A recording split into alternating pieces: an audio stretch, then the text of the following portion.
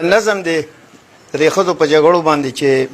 ښځې کوي بس همیشه د تشې خولې جګړې خلک چې نه کړي د ټوپک او تمانچې جګړې ګینې د ورځې خامخا کوي دوه درې جګړې پر یو کلي کې بهر ورځ بلا مړې کېدې او پکې به خواښ یو انګیان د خامخا مړې کېدې ښځه په هر عمر کې هر وخت جنګونه کوي اول انګور وي نو په خواښې به ظلمونه کوي بیا چې شي خواښې په انګور به دباونه کوي سحر نه وشي تر ماښامه ښه اوږده جګړه خو نوک پکې سور نشي که ډېره وي توده جګړه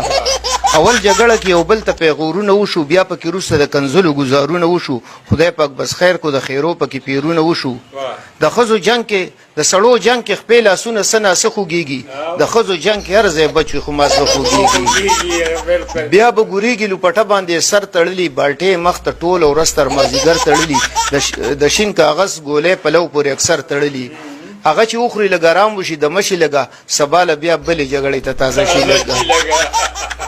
ښځه په کور کې خپل قانون او خپل اختیار ساتي دا چې څه کې نه کار وي په هغې کې به کار ساتي دا 24 ګنټې به غمخا دی ته ځان روزګار ساتي دا